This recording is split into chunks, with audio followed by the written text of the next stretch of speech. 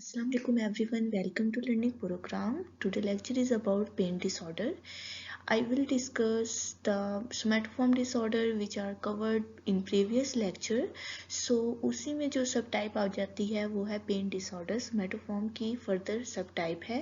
Pen disorder में actually क्या होता है, ये आपको फर्दर ऐसे लोग होंगे जो कि जिनका मेडिकल अगर चेकअप करवाया जाए तो उन्हें कोई सिम्टम्स शो नहीं हो रहे होते या कोई डायग्नोज नहीं डॉक्टर करते, लेकिन उनके मसल्स टेंस कर रहे होते हैं, उनके मसल बहुत ज़्यादा खींच रहे होते हैं, स्पेशली जो है नेक वाली साइड और बैक बोन की साइड है जो उनसी वहाँ के मसल्स बहुत ज़्यादा टेंस होते हैं कि हर टाइम खींचते रहते हैं.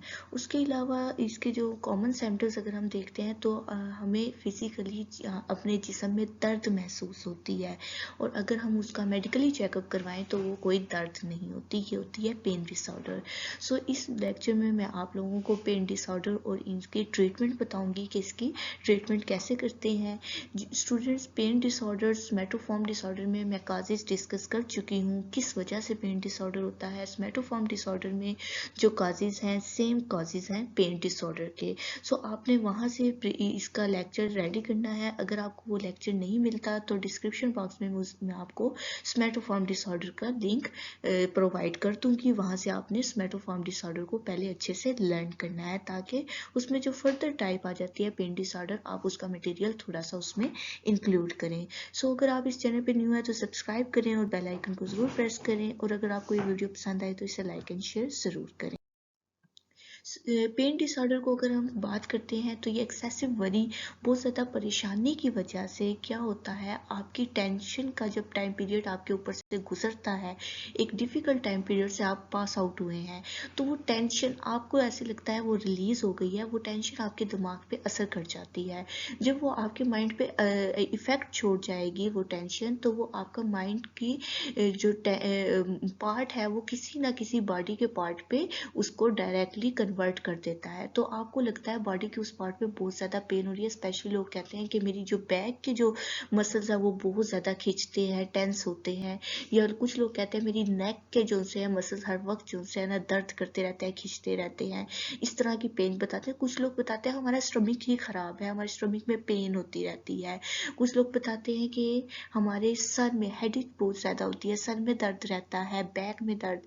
तो ये होता है पेन डिसऑर्डर. और जबकि वो मेडिकल जब अपना टेस्ट करवाते हैं तो उन्हें कोई डिजीज नहीं होती. अगर आपके साथ भी ऐसा कोई प्रॉब्लम है, that is called the pain disorder. अगर आपकी मेडिकल रिपोर्ट ठीक आ रही है और फिर भी आपको फर्दर कोई ना कोई पेन रह रही है जिस्म में, तो ये आपका पेन डिसऑर्डर है. इसके काजेस मैंने आपको प्रीवियस लेक्चर में प्रोवाइड किए हैं कि किस वजह से पेन डिसऑर्डर होता है. स्पेशली थोड़ा सा बैकग्राउंड मैंने आपको अभी भी बताया है कि ये कोई भी टेंशन जब टाइम पीरियड से आप गुजरते हैं टेंशन के, तो वो आपके माइंड पे असर कर जाती है, और माइंड पे असर करने के बाद वो आपके बॉडी के किसी न किसी पार्ट पे अपना इफेक्ट छोड़ देती है.